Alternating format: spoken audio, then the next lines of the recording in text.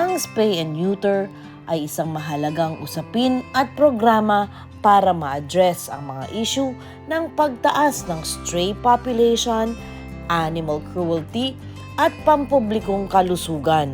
Yung pet education, wala silang pera Yes. na pagpapakapon sa mga alaga nilang aso at pusa.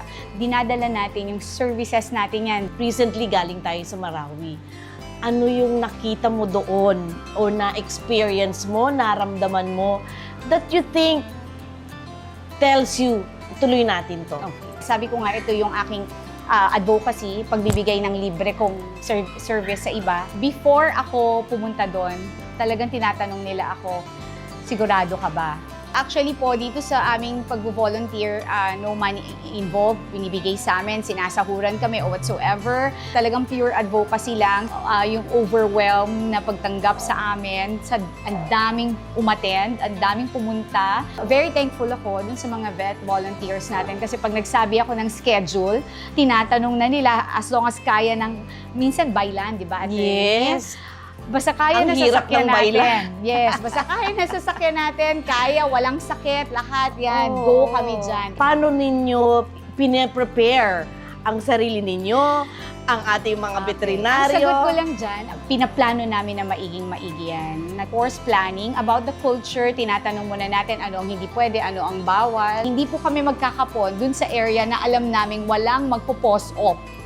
Walang titingin dun sa after surgery namin. We see to it na merong mag-aalaga sa kanila after. Tama yung Doc, kasi importante. Lagi nating sinasabi, Doc, no, during our spay and neuter activity, pag uwi nila, binigay natin lahat sa kanila ng maayos at libre. Correct. Nasa Philippine Animal Hospital Association tayo. And of course, we want it na clinic setup. Clinic, Yes.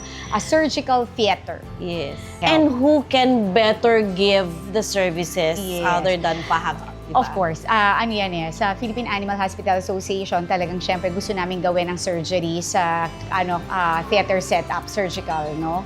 Doc, ano naman ang kwento ng tagumpay na sa tingin mo ang lagi mong naaalala pag ginagawa mo ang spay and neuter? O ngayon, kung ano yung estado ng iyong advocacy?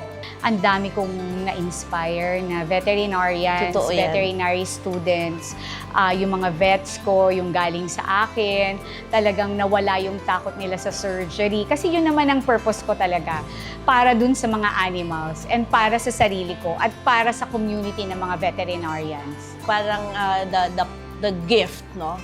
That you were really able to share this passion to everyone. And magre-replicate na yan, Doc. Yes. Sabi ko sa'yo, pipito lang tayo nung una eh. Correct. 7, Diba?